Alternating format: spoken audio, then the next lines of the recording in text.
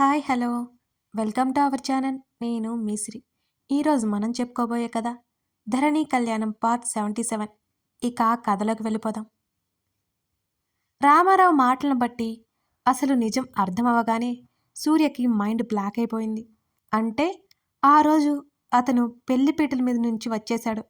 అక్కడ ఉన్న పెళ్లి కూతురు దాత్రిన ఏమీ అర్థం కాలేదు సూర్యకి. అయోమయంగా దాత్రిని చూశాడు.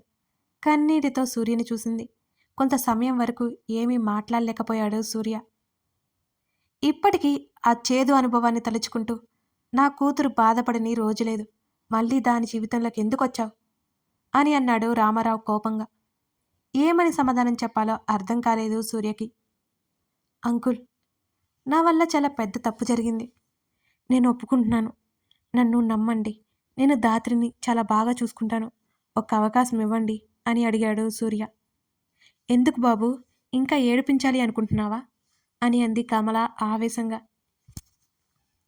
లేదాంటీ, ఇంకెప్పుడు అలా జరగదు. ప్లీజ్ ఈ ఒక్క అవకాశం ఇవ్వండి చాలు.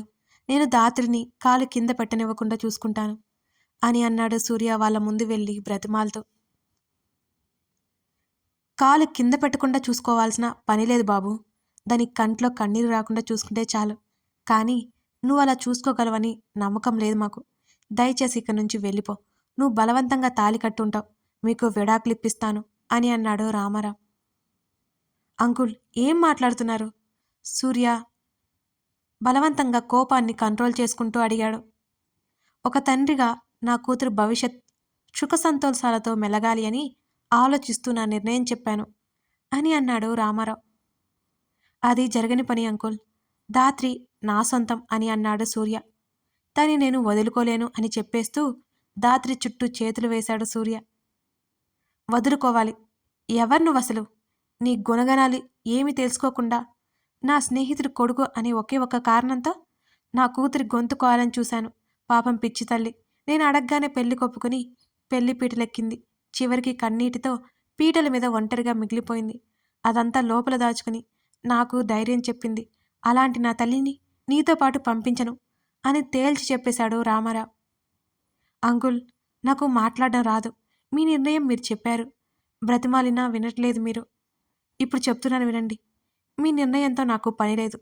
నాకు దాత్రి ఉంటే చాలు. తనని నాతో పాటు తీసుకువెళ్తాను.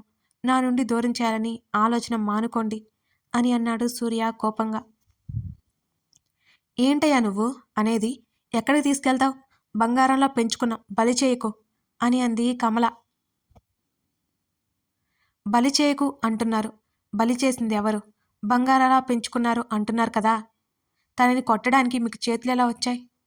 కూతురు ఏదైనా పొరపాటు చేస్తుంది అని తెలియగానే ముందు వెనక ఆలోచించకుండా మీ ఇష్టం వచ్చినట్లు కొడతారా? ఎంత మీ కూతురైతే మాత్రం తనని బాధపెట్టే హక్కు మీకు లేదు అని అన్నాడు సూర్య. అతని ముఖం ఎర్రబడింది. కొట్టిందా అన్నట్టు కమల వైపు చూశాడు రామారావు. వెంటనే దాత్రిని చూశాడు. ఆమె 2 చెంపల మీద ఎర్రగా కందిపోయింది. స్వీటీ, నువ్వు లోపలికెళ్ళు అని అన్నాడు రామారావు. డాడీ, ఒక్కసారి నేను మాట్లాడేది వినండి ప్లీజ్. మీతో చాలా చెప్పాలి అంది సూర్య నుంచి విడిపించుకొని రామారావు దగ్గరికి వెళ్ళిపోయింది. స్వీటీ, లోపలికి వెళ్ళమని చెప్పాను కదా అని అన్నాడు రామారావు. కుదరదు అంకుల్. మీకు నేను దాత్రిమడిలో కట్టిన పసుపుతాడు గురించి చెప్పి తనని సంప్రదాయబద్ధంగా నా ఇంటికి తీసుకువెళ్దాం అనుకున్నాను. కానీ మీరు పంపేలా లేరు అని అర్థమైంది. నేను వెళ్తే తనని బ్రతకనిచ్చేలా లేరు. ఎట్టి పరిస్థితులను దాత్రిని నాతో పాటు తీసుకెళ్తాను అని అన్నాడు సూర్య. సూర్య, నువ్వు కూడా ఏంటి అని అంది దాత్రి ఏడుస్తూ. ప్లీజ్ మనం వెళ్ళిపోదాం.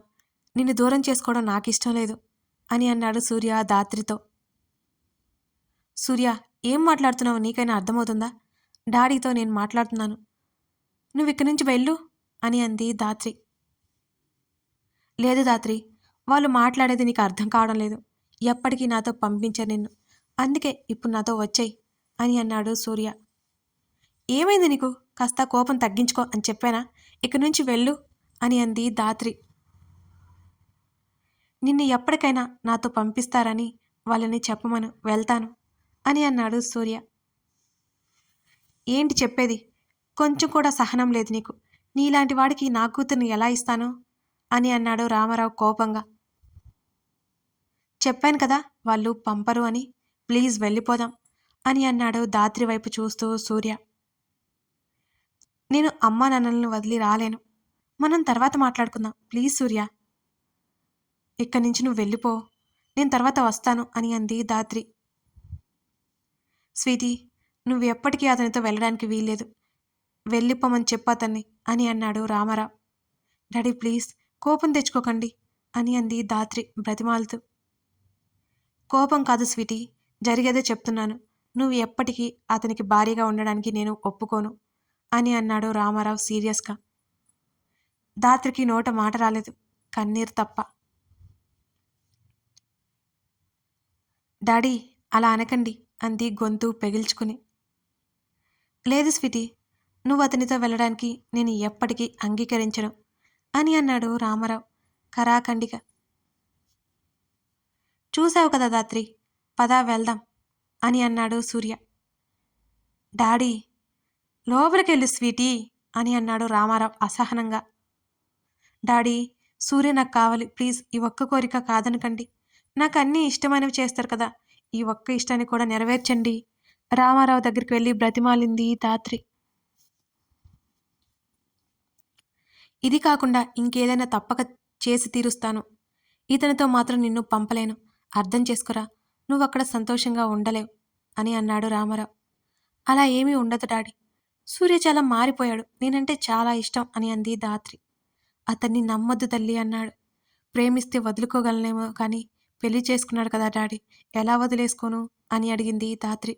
అలా అయినా సూర్యని ఒప్పుకుంటారేమోనని ఆమె ఆశ. డివోర్స్ ఇప్పిస్తాన్రా అని అన్నాడు రామారావు. డాడీ ఆ మాట అనకండి, చచ్చిపోవాలనిపిస్తోంది అని అంది దాత్రి ఏడుస్తూ. స్వీటీ ఏంటి ఆ మాటలు, అతని కోసం డాడీతో అలా మాట్లాడతావా అని అరిచింది కమల. మా డాడీ ఇలా ఉండరు, నా కళ్ళల్లో కన్నీళ్ళు వస్తే ఆయన చూడలేరు అని అంది దాత్రి. చూడు స్వీటీ, మేము కావాలి అతను కావాలో తేల్చుకో అంది కమల. రామారావుకు కూడా సూర్య అంటే ఇష్టం లేదేమోనని. డాడీ అంది బాధగా. ఆయన మౌనంగా లోపలికి వెళ్ళిపోయాడు రామారావు. ఆయన వెనకే వెళ్ళింది దాత్రి. వాళ్ళతో పాటు కమల కూడా వెళ్ళింది. డాడీ మీరు ఇలా అంటారని అనుకోలేదు. ఎవరు కావాలి అంటే నేను తేల్చుకోలేను. మీరు వరల్డ్‌లోనే బెస్ట్ డాడీ. కానీ సూర్యతో నా జీవితం ముడిపడి ఉంది. మీ ఇద్దరూ నాకు జీవితాన్ని ఇచ్చినవారు. సూర్య నా ప్రాణం. నన్నేం చేయమంటారు? తనతో నా జీవితం రాసిపెట్టి ఉంది అంటూ మోకాళ్ళ మీద కూర్చుని చేతుల్లో ముఖం దాచుకుంది దాత్రి. బాధగా ఉన్నా సరే కమల, రామారావు ఇద్దరూ మౌనంగానే ఉన్నారు. స్వీటీ నా మాట విను. వెళ్ళిపోమని చెప్పు తల్లి. మీకు డివోర్స్ వచ్చేలా డాడీ చూస్తారు. ఇంకెప్పుడు అతన్ని కలవను అని చెప్పు అంది కమల. ఇద్దరిని హత్తుకుంది దాత్రి. మీరు ఏదో ఒక రోజు అర్థం చేసుకుంటారు. సూర్యని వదులుకుంటే నా ప్రాణమైపోతుంది అని ఏడ్చుకుంటూ ఆమె బయటకొచ్చింది. వెంటనే ఆమెను దగ్గరికి తీసుకున్నాడు సూర్య. వెళ్ళిపోదాం ప్లీజ్, నువ్వు ఏడుస్తే నేను చూడలేను అని అన్నాడు సూర్య ఆమె కన్నీళ్లు తుడుస్తూ. వెళ్ళిపోదాం అంది దాత్రి. నిజంగానా అని అడిగాడు సూర్య ఆశ్చర్యపోతూ. అవును అన్నట్టుగా తల ఊపింది దాత్రి. ఒక్కసారి వెనక్కి తిరిగి చూసి ఇల్లంతా ఒకసారి చూసుకుని బయటికొచ్చింది సూర్యతో పాటుగా. కార్ స్టార్ట్ చేశాడు సూర్య. అతని పక్కన కూర్చుంది దాత్రి మౌనంగా. ఆమె తలని తన భుజం మీద పెట్టుకున్నాడు సూర్య. సూర్య భుజం దగ్గర తల ఆనించి కళ్ళు మూసుకుంది దాత్రి. ఆమె కనురెప్పలు దాటి కన్నీళ్లు బయటకు వచ్చేశాయి. ఇద్దరు దేవ్ ఇంటికి వెళ్లారు. నేను పడుకుంటాను అని అంది సూర్యతో. తల ఊపాడు సూర్య. అతను ఉన్న గదిలోనే బెడ్ మీద పడుకుని కళ్ళు మూసుకుంది దాత్రి. ఆమెను కదిలించాలి అని అనిపించలేదు సూర్యకి. అక్కడే చైర్ వేసుకుని వెనక్కు వాలి కళ్ళు మూసుకున్నాడు సూర్య. దాత్రి కన్నీరు దిండిలో ఇంకిపోయాయి. అలాగే నిద్రలోకి జారుకుంది దాత్రి. ఏవండి భోజనానికి రండి అని అంది ధరణి. ఆమెను ఒకసారి చూశాడు గగన్. ఆమె డ్రెస్లో ఉంది. 2 క్షణాలు ఆమెనే చూశాడు. లంచ్ రూమ్కి తీసుకురమ్మని చెప్పు అని అన్నాడు గగన్. ఎందుకని? అందరితో తింటే బాగుంటుంది కదా అని అంది ధరణి. ఆమె మాటలు పట్టించుకోకుండా తల తిప్పాడు. పొగరు అని తిట్టుకుని, బాబోయ్ నేనేంటి ఇలా తిట్టుకుంటున్నాను అనుకొని తాళి తీసుకుని కళ్ళకద్దుకుంది ధరణి. ఆమెను విచిత్రంగా చూశాడు నిట్టూరుస్తూ. వెళ్ళిపోయి కాసేపటి తర్వాత లంచ్ ట్రేతో పైకి వచ్చింది ధరణి. గగన్ సోఫాలో కూర్చున్నాడు. అతనికి భోజనం ప్లేట్ అందించింది. స్పూన్ తీసుకున్నాడు. అతనికి అలాగే కాబట్టి చేత్తో కలిపి తింటే ఎంత బాగుంటుంది అని గొనుక్కుంది. నువ్వు తినిపించవచ్చుగా ధరణి అంతరాత్మ పలికింది. నేను పెడుతుంటే తింటే కదా అని అంది ధరణి. వద్దన్నా పెట్టాలి కదా అని ఆమె అంతరాత్మ గొనిగింది. కోప్పడతారేమో అంది ధరణి. పడితే పడని నిన్నేం కొట్టేయుడుగా, ఒక మాట అంటాడేమో అంది ఆమె అంతరాత్మ. ఒకవేళ కొడితే, ఒక దెబ్బ తింటే ఏమవుతుంది? అమ్మో నాకు భయం. నువ్వు ఇలాగే దద్దిలాగా ఉండు అంతరాత్మ తిట్టింది. సరే కొట్టినా చిన్నగా కొట్టమంటాను అని అంది ధరణి. ఓయ్ మెంటల్, అసలెందుకు కొడతాడే? తల కొట్టుకుని వెళ్ళిపోయింది ధరణి అంతరాత్మ. గగన్ నోట్లో స్పూన్ పెట్టుకుంటుంటే ఆగండి అని అరిచింది ధరణి. ఏమైంది అని అన్నాడు ముఖం చిట్లించి ఆమెనే చూస్తూ. నేను తినిపిస్తాను, మీరు ఏదో పనిలో ఉన్నట్టున్నారుగా అని అంది ధరణి. నో నీడ్ అన్నాడతను. ప్లీజ్ రిక్వెస్ట్ చేసింది. ఆమె ముఖంలోకి 2 క్షణాలు సూటిగా చూసి భుజాలు కదిలిస్తూ ఓకే అన్నాడు గగన్. హ్యాపీగా ప్లేట్ తీసుకుని అతని నోటి దగ్గర పెట్టింది ధరణి. ధరణినే చూశాడు గగన్. ఏంటలా చూస్తున్నారు అని అడిగింది ధరణి. నువ్వు తిను అన్నాడు. పర్లేదు అంటుంటే సీరియస్గా చూశాడు. వెంటనే చేతిలో ముద్ద నోట్లో పెట్టుకుంది. ఈ మధ్య కోపం కూడా వస్తుంది కదా నీకు అని అన్నాడు గగన్. మీకేనా కోపం వచ్చేది అంది కళ్ళు మాత్రమే ఎత్తి చూస్తూ. చాలా ఇంప్రూవ్ అయ్యావు అని అన్నాడు గగన్. నిజంగా మీరిదే కదా కోరుకుంది అంది అతను అన్నది అర్థం చేసుకోకుండా. ఆమెను పైనుంచి కింద వరకు చూశాడతను. ఇంకా కోపం ఉందా అతనే అడిగాడు. ఉంది, నేనెంత భయపడ్డానో తెలుసా? కోపం లేకుండా ఎలా ఉంటుంది అని అంది ధరణి. రియల్లీ అని అడిగాడు. అంది అతన్ని అనుమానంగా చూస్తూ. కొంచెం ముందుకు వంగి ఆమె పెదవి చివరన అంటుకున్న అన్నం మెతుకు పెదవులతో తుడిచివేశాడతను.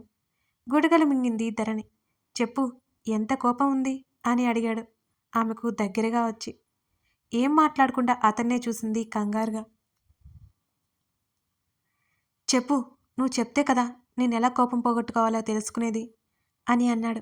ఆమె చేతిలో ముద్ద నోటి దగ్గర పెట్టుకుంటూ అడిగాడు. తల అడ్డంగా నిలువుగా ఊపింది ధరణి. తిను అన్నాడు. ఈసారి జాగ్రత్తగా అన్నం నోట్లో పెట్టుకుంది. ఎక్కడ తగిలావు నాకు అని అన్నాడు. మూతి ముడిచి చూసింది అతన్ని. ఆమె పెదవులు టచ్ చేసి నీ లిప్స్కి ఆయిల్ ఉంటే తుడిచేశాను అని అన్నాడు. ఆమె సిగ్గుతో కలదించేసింది. అరే, నీలో ఇంప్రూవ్మెంట్ అస్సలు కనిపించడం లేదు అన్నాడు గగన్. ఇప్పుడే కదా కనిపించింది అన్నారు అని చిన్నగా తలదించుకుంది ధరణి. టచ్ మీ నాట్లా ముడుచుకుపోతున్నావు అని అన్నాడు గగన్. తినండి అని పెట్టేసింది అతనికి. పాపం పిల్ల పిచ్చుక కోపం మర్చిపోయింది మరి. హ్యాండ్ వాష్ చేసుకుని వాటర్ అందించింది అతనికి. ధరణి చాలా కారంగా అనిపిస్తోంది అని అన్నాడు గగన్. అదేంటి, ఇప్పటి వరకు బాగానే ఉంది కదా, సడన్గా మంటేంటి? వాటర్ తాగండి అంది అతని చేతిలో ఉన్న వాటర్ చూపిస్తూ. తాగి అయినా తగ్గలేదు అని అన్నాడు. లాస్ట్లో మిర్చి పెట్టిపోయింది. ఆమెనే చూస్తూ అది తినేశాడు. ఎక్కువ కారం తినని గగన్కి కష్టమనిపించింది. ధరణి గగన్ వైపు చూసింది. నిజంగానే మంట వల్ల గగన్ పెదవులు లిబ్బామ్ ఎక్కువ రాసినట్టు ఎర్రగా అయిపోయాయి. తెల్లటి ముఖం ఎర్రగా అయింది. అతను చెప్పేది నిజమని ధరణికి అర్థమైంది. ఏం చేయాలో అర్థం కాలేదు ధరణికి. అటు ఇటు చూసింది.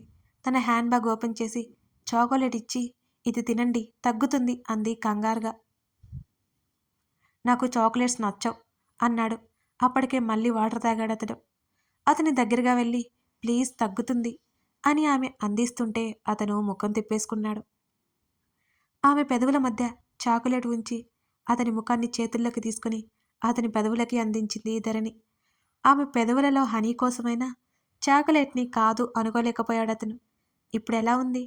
కొంచెం సేపటికి దూరం జరిగి అతన్ని అడిగింది ధరణి. ఇంకా కావాలి చాక్లెట్ అన్నాడు గగన్. సిగ్గుతో తలదించుకొని అక్కడి నుంచి వెనక్కి తిరిగింది ధరణి. ఆమె చేతిని పట్టుకుని లాక్కున్నాడు గగన్. అతని మీద పడిపోయి అతని కౌగిలిలో పిచ్చుక పిల్లలా ఇమిడిపోయింది ధరణి. ఆమె మెడవంపులో ముఖం దాచేశాడు. అతని తల మీద తలని హృదయానికి ఆనించుకుంది. ధాత్రి 2 అవర్స్ నుంచి పడుకోవడం వల్ల సూర్య భయపడ్డాడు. వెంటనే ఆమె దగ్గరికి వెళ్ళాడు. ధాత్రి ఆమె పక్కన కూర్చుని మెల్లిగా పిలిచాడు. ఆమె ఇంకా పలకకపోవడంతో మరోసారి పిలిచాడు. మెల్లిగా కళ్ళు తెరిచి అతన్ని చూసి వెల్లెలికలా తిరిగింది ధాత్రి. ఆమెను లేపి కూర్చోబెట్టాడు. ఆమె చెంపల మీద కన్నీటి చారలు అతన్ని కలవరపెట్టాయి. వెంటనే ఆమెని హత్తుకున్నాడు. ఆమెకి ఇంకా కన్నీళ్లు ఆగలేదు. అతని హృదయం ఆమె కన్నీటితో తడిచిపోయింది ఆ క్షణం. ఆమె ముఖాన్ని చేతుల్లోకి తీసుకున్నాడు. అతని కళ్ళు ఎర్రగా మారిపోయాయి ఆమె కన్నీళ్లు చూస్తుంటే. ఐఎమ్ ఓకే, కంగారు పడొద్దు అంది అతని చెంప మీద చేయి వేసి. ధాత్రి సారీ, ఆ టైంలో ఏం చేయాలో తెలియలేదు. నాకే తెలియకుండా ఆవేశం వచ్చింది అని అన్నాడు సూర్య. ఆ విషయం వదిలేయండి అని అంది కళ్ళు తుడుచుకుంటూ ధాత్రి. నా వల్లే కదా ఇంట్లో నుంచి వచ్చేసా, కోపం లేదా నా మీద అని అడిగాడు సూర్య. వదిలేయమని చెప్పానా, ఆకలి వేస్తుంది అంది. అసలు ఉదయం అతను తిన్నాడో లేదో అని. వెంటనే ఫేస్ వాష్ చేసుకునిరా అని ఆమె చేతిని పట్టుకుని చెప్పాడు సూర్య. అలాగే అని బాత్రూంలోకి వెళ్ళిపోయింది. కాసేపటి తర్వాత డైనింగ్ హాల్ దగ్గరికి తీసుకువచ్చాడు. రామ్ వెళ్ళిపోవడంతో సూర్యదాత్రి ఇద్దరూ భోజనం చేశాడు. ఆ తర్వాత హాల్లో కూర్చున్నారు. మౌనంగా ఉన్న ఆమెనే చూస్తూ ఏం చేద్దాం అని అడిగాడు. అయోమయంగా చూసింది అతన్ని. కొన్ని రోజులు ఇక్కడే ఉండి మీ డాడీతో మాట్లాడి ఒప్పించే ప్రయత్నం చేద్దామా, హైదరాబాద్ వెళ్ళిపోదామా అని అడిగాడు సూర్య. వెళ్ళిపోదాం అని అంది ధాత్రి. మరి మీ వాళ్ళు ఒప్పుకోని అవసరం లేదా అని అడిగాడు సూర్య. రేపు వెళ్దామంది. ఆమె వైపు చూశాడు సూర్య. ఇంకేం మాట్లాడకుండా సరే అన్నాడు. ఒకసారి జానుని కలిసి వెళతాను అంది ధాత్రి. సరే చెప్తాను రమ్మని అని అన్నాడు సూర్య. ఆ తర్వాత దేవ్కి కాల్ చేసి జానుని తీసుకురమ్మని చెప్పాడు సూర్య. కాసేపటి తర్వాత దేవ్ జానుని తీసుకొచ్చాడు.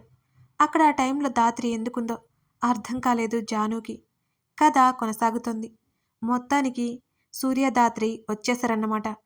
ఇప్పుడు ధాత్రి పేరెంట్స్ సూర్యని యాక్సెప్ట్ చేసే పొజిషన్లో లేరు. ఇప్పుడు ధాత్రిని తీసుకెళ్ళిన తర్వాత సూర్య తల్లిదండ్రులు ఎలా రియాక్ట్ అవుతారో తెలుసుకోవాలి అంటే ఈ కథని చదవాల్సిందే. నచ్చితే లైక్ చేయండి. అలాగే ఏమనిపించిందో చిన్న కామెంట్ చేయండి. మీ లైక్స్, సబ్స్క్రిప్షన్ నాకెంతో ముఖ్యం. అవే నాకు అతిపెద్ద gifts. Thank you for watching this video.